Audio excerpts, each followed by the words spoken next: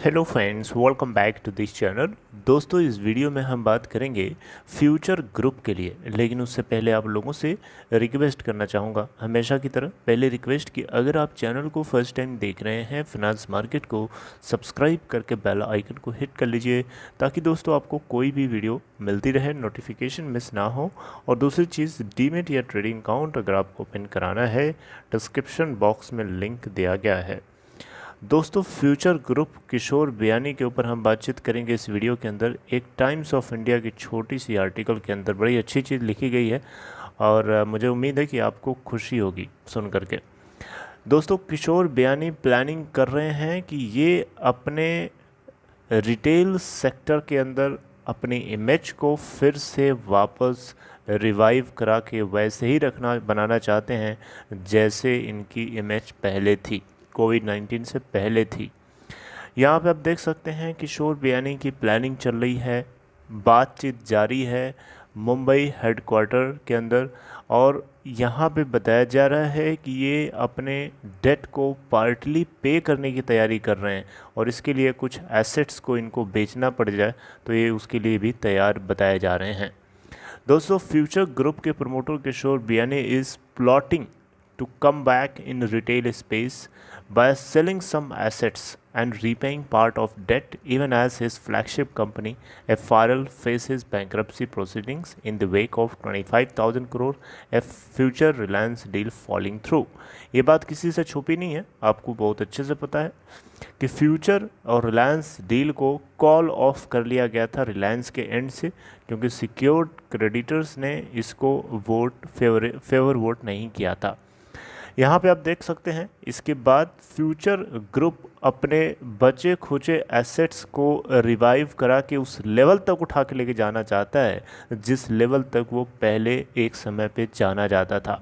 Future Group के किशोर बियानी जी Sam Walton of India के नाम से जाने जाते हैं और ये अपने आप में एक बहुत ही बड़ा नाम है, बहुत ही बड़ी गरिमा की पोजीशन है इनकी। और इन्होंने जो हासिल किया है पिछले 30 सालों में, अपनी मेहनत से हासिल किया है और अपने ताकत से हासिल किया है, अपने इंटेलिजेंस से हासिल किया है। और मुझे लगता है कि अभी जो रिमेनिंग सोर्सेज हैं इनके पास, उनको यूटिलाइज़ करके ये वापस अपने आप को रिटेल सेक्टर के अंदर फिर से बना सकते हैं।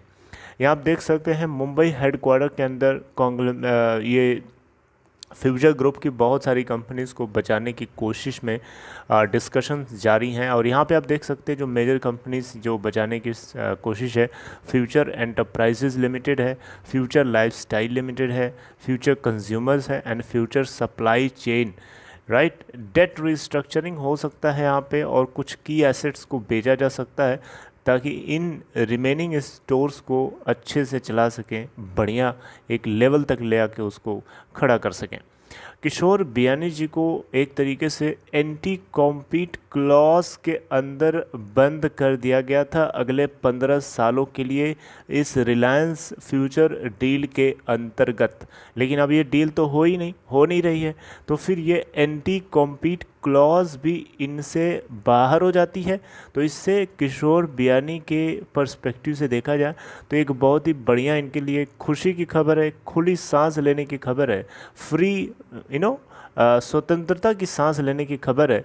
क्योंकि अगर ऐसा है तो फिर ये एंटी कॉम्पीट क्लॉज का कोई चक्कर नहीं रहेगा, बिल्कुल ख़त्म, ज़ीरो। यानी ये रिटेल स्पेस के अंदर री एंटर करके अपने नाम को वापस वैसे ही बनाने की कोशिश में लग सकते हैं जैसा कि जैसा ये पहले जाने जाते थे। फ्यूचर ग्रुप के बहुत सारे बिग बाज़ार, आपको बहुत अच्छे से नाम पता है, बच्चे बच्चे को पता है, ये इन्हीं की देन है आज। तो फिर जो बना सकता है, जो ज़ीरो लेवल से किसी चीज़ को बना सकता है, वो क्या ज़ीरो से ऊपर के किसी लेवल से वापस उसी लेवल तक नहीं पहुंच सकता क्या? बिल्कुल पहुंच सकता है।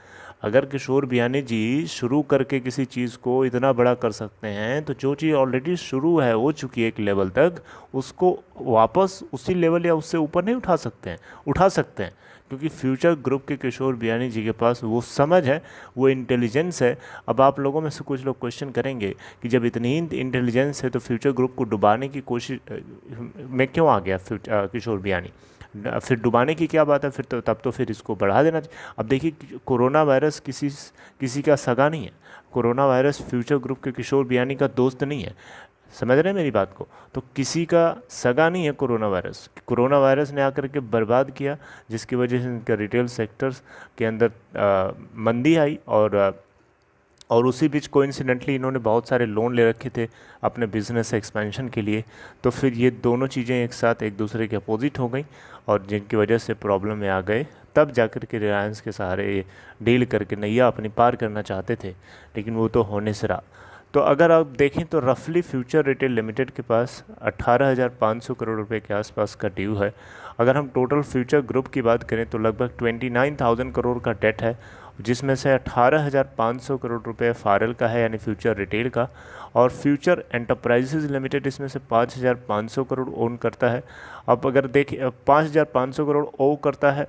अब फ्यूचर जनरली अगर सेल हो जाती है, इनकी एक एसेट है, तो 3,000 करोड़ का अमाउंट जनरेट होगा, जो कि पार्टली यूज़ किया जाएगा फ्यूचर एंटरप्राइजेज लिमिटेड के ड्यू को पे करने के लिए, और रिमेनिंग 2,500 करोड़ का जो डेट होगा वो उसको इधर उधर करके ये पे कर लेंगे फ्यूचर एंटरप्राइजेज का, राइट।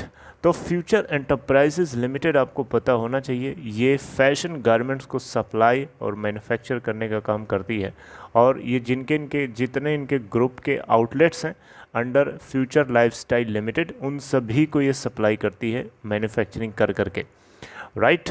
और एफ एल यानी फ्यूचर लाइफस्टाइल लिमिटेड के अंदर अगर आप देखें तो सेंट्रल एंड ब्रांड फैक्ट्री को भी यहाँ पे हाउस किया गया है।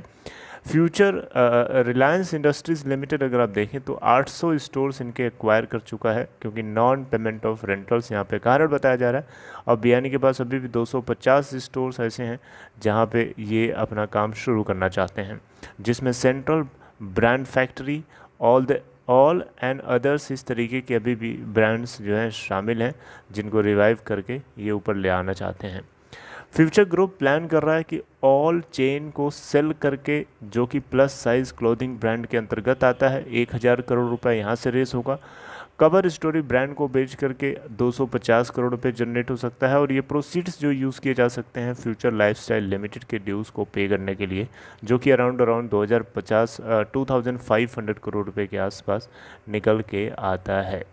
रिमेनिंग कंपनीज जैसे कि फ्यूचर कंज्यूमर है, जो कि फूड पार्क, केयरमेट, देसी आटा, इस तरीके के ब्रांड्स को इंक्लूड करता है, और ये ग्रुप की logistics arm future Supply chain के पास अगर आप देखें तो 1,700 करोड़ का टोटल कंबाइंड डेट है, राइट। तो यहाँ पे फ्यूचर ग्रुप जो है इन कंपनीज़ को रिवाइव कराने के लिए अपनी पूरी प्लानिंग कर रहा है मुंबई के अंदर, मुंबई हेडक्वार्टर के अंदर इसको लेकर के काफ़ी डीप डिस्कशन चल रहे हैं, और उम्मीद है कि आगे ये सही तरीके से एग्जीक्यूट हो। बहरहाल दोस्तों, ये खबर आप लोगों तक पहुंचाना ज़रूरी था। I hope you got it. अगर आपको समझ में आया हो कंटेंट तो बहुत अच्छी बात है। मुझे उम्मीद है कि आप खुश हो रहे होंगे इस चीज़ को सुन करके। तो पॉजिटिव रहिए, उम्मीद रखिए, उम्मीद मत खोइए, और अपना ख्याल रखिए। आगे मिलेंगे हम लोग कुछ और चर्चा करते हुए, तब तक टेक केयर।